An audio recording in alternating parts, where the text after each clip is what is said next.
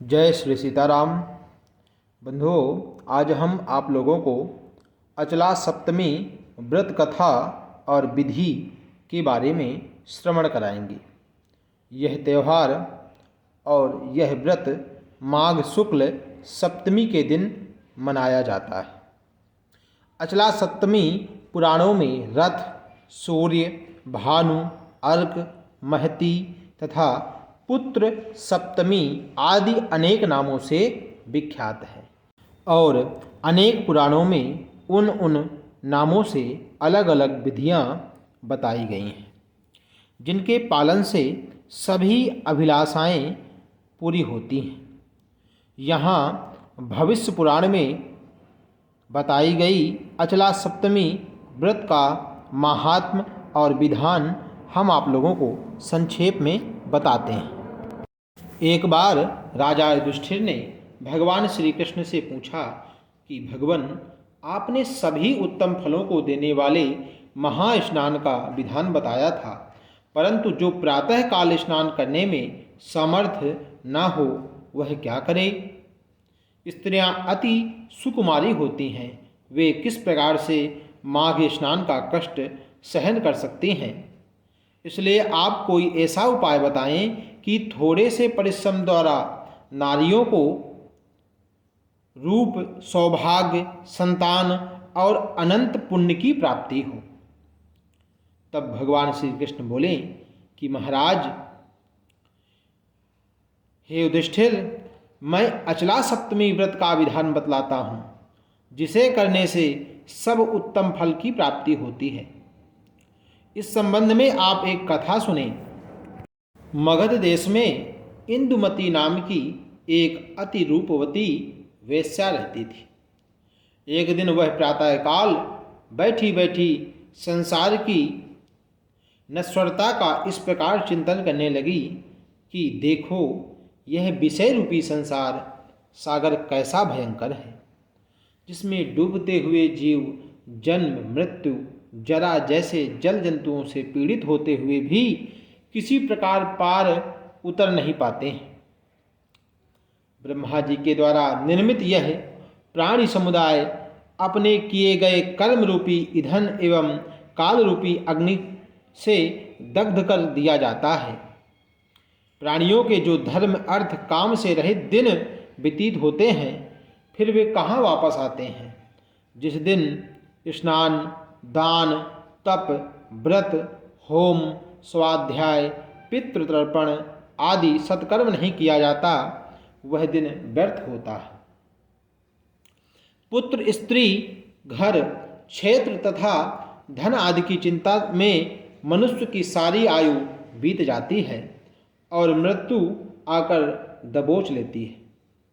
इस प्रकार से वह वैश्या विचार करती है। इस प्रकार कुछ निर्विण्ण उद्विग्न भाव से सोचती हुई, विचारती हुई वह वैश्या महर्षि वशिष्ठ के आश्रम में चली गई और उन्हें प्रणाम कर हाथ जोड़कर कहने लगी कि हे भगवान, हे मुनिवर, मैंने ना तो कोई दान किया है, ना जप, ना तप किया है, ना कोई व्रत किया है, ना ही कोई उपवास किया है। आदि सभी सत्कर्मों का अनुष्ठान ही मैंने नहीं किया तथा ना शिव, विष्णु आदि किन्हीं देवताओं की आराधना की है। अब मैं इस भयंकर संसार से भयभीत होकर आपकी शरण में आई हूँ। आप मुझे कोई ऐसा व्रत बतलाइए जिससे कि मेरा उद्धार हो जाए। तब वशिष्ठ जी बोले कि हे वरानने, तुम माघ मास के शुक्ल पक्ष की सप्तमी को स्नान करो, जिससे रूप, सौभाग्य और सद्गति आदि सभी फल प्राप्त होते हैं। षष्ठी के दिन एक बार भोजन करके सप्तमी को प्रातःकाल ही ऐसे नदी तट पर अथवा जलाशय पर जाकर दीपदान और स्नान करो, जिसके जल को किसी ने स्नान कर हिलाया ना हो, क्योंकि जल मल को प्रक्षालित कर देता है। बाद में यथाशक्ति दान भी करो, इससे तुम्हारा कल्याण होगा। वशिष्ठ जी का ऐसा वचन सुनकर इंदुमती अपने घर वापस लौट गई और उनके द्वारा बताई गई विधि के अनुसार उसने स्नान, ध्यान, जप आदि कर्मों को संपन्न किया और सप्तमी के स्नान के प्रभाव से वह बहुत दिनों तक सांसारिक सुख का उपभोग करती हुई वह देह त्याग के पश्चात देवराज इंद्र की सभी अप्सराओं में प्रधान नायिका के पद पर अधिष्ठित हुई। यह अचला सप्तमी संपूर्ण पापों का प्रशमन करने वाली तथा सुख सौभाग्य की वृद्धि करने वाली है। राजा युधिष्ठिर ने पूछा कि हे भगवान, हे वासुदेव, अचला सप्तमी व्रत का माहात्म्य तो आपने बतला दिया, अब कृपा कर स्नान विधान भी बतलाइए। तब भगवान श्री कृष्ण बोले कि हे महाराज, हे युधिष्ठिर, षष्ठी के दिन एक भुक्त होकर सूर्य नारायण का पूजन करें।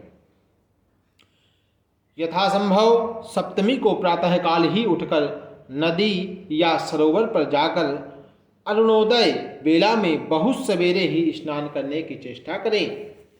सुवर्ण, चांदी अथवा ताम्र के पात्र में कुसुम की रंगी हुई बत्ती और तिल का तेल डालकर दीपक प्रज्वलित करें।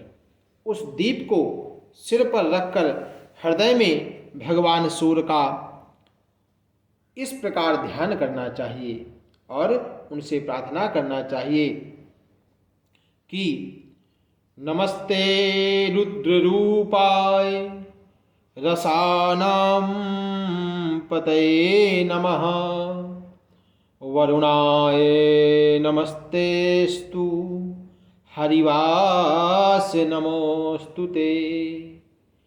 यावज्जन्म कृतं पापं मया जन्मसु सप्तसु, तन्मे रोगं च शोकं च माकरीहन्तु सप्तमी। इस प्रकार से भगवान सूर्य नारायण से प्रार्थना करना चाहिए कि हे सूर्य नारायण भगवान, आपको कोटि कोटि प्रणाम है। आप हमारे इस जन्म के और अनेक सातों जन्मों के पाप, रोग और शोक का हरण कर लीजिए और हमारा कल्याण करिए। उनसे प्रार्थना करनी चाहिए कि जननी सर्वभूतानां सप्तमी सप्त सप्तिके, सर्वव्याधि हरे देवी नमस्ते रवि मंडले। भगवान सूर्य नारायण को साष्टांग दंडवत करना चाहिए। तदंतर दीपक को जल के ऊपर तैरा दें, फिर स्नान कर देवताओं को और पितरों का तर्पण करना चाहिए और चंदन से कर्णिका सहित अष्टदल कमल बनाएं। उस कमल के मध्य में शिव पार्वती की स्थापना कर प्रणव मंत्र से पूजा करें और पूर्वादि 8 दलों में क्रम से भानु, रवि, विवस्वान, भास्कर, सविता, अर्क, सहस्र किरण तथा सर्वात्मा का पूजन करना चाहिए। इन नामों से आदि में ओमकार, चतुर्थी विभक्ति तथा अंत में नमः पद लगाएं। यथा ओम भानवे नमः, ओम रवे नमः इत्यादि मंत्रों से इनका विधि विधान से पूजन करना चाहिए। इस प्रकार पुष्प, धूप, दीप, नैवेद्य तथा वस्त्र आदि उपचारों से विधि पूर्वक भगवान सूर्य की पूजा कर स्वस्थान गम्यताम अर्थात अपने स्थान को आप विराजमान होइए, यह कहकर उन्हें विसर्जित कर देना चाहिए। बाद में ताम्र अथवा मिट्टी के पात्र में गुड़ और घृत सहित तिल चूर्ण तथा स्वर्ण का तालपात्राकार एक कान का आभूषण बनाकर पात्र में रख दें। अनंतर रक्तवस्त्र से उसे ढककर पुष्प धूपादि से पूजन करें और वह पात्र दौर्भाग्य तथा दुखों के विनाश की कामना से ब्राह्मण को दान देना चाहिए। अनंतर सुपुत्र पशुभृत्याय मेरकोयम प्रीयताम, अर्थात पुत्र पशु भृत समन्वित मेरे ऊपर भगवान सूर्य प्रसन्न हो जाए, ऐसी प्रार्थना करनी चाहिए। फिर गुरु को वस्त्र, तिल, गो और दक्षिणा देकर तथा शक्ति के अनुसार अन्य ब्राह्मणों को भोजन कराकर व्रत को समाप्त करना चाहिए। जो पुरुष इस विधि से अचला सप्तमी को स्नान करता है उसे संपूर्ण माघ स्नान का फल प्राप्त होता है। व्रत के रूप में इस दिन नमक रहित एक समय एकान्न का भोजन अथवा फलाहार करने का विधान है, अर्थात इस दिन यदि आप कुछ अन्न पा रहे हैं तो उस दिन उस प्रसाद में नमक नहीं डालना चाहिए, अन्यथा हो सके तो फलाहार ही करना चाहिए, ऐसा विधान है। यह मान्यता है कि अचला सप्तमी का व्रत करने वाले को वर्ष भर रविवार व्रत करने का पुण्य प्राप्त हो जाता है। जो अचला सप्तमी के महात्म्य को श्रद्धा भक्ति से कहेगा अथवा सुनेगा तथा लोगों को इस महात्म्य का उपदेश करेगा, वह उत्तम लोक को अवश्य प्राप्त होगा एवं भगवान की कृपा अवश्य ही प्राप्त होगी। बोले सियापति रामचंद्र भगवान की जय, लक्ष्मी नारायण भगवान की जय। नमः पार्वती पतये, हर हर महादेव शंभो।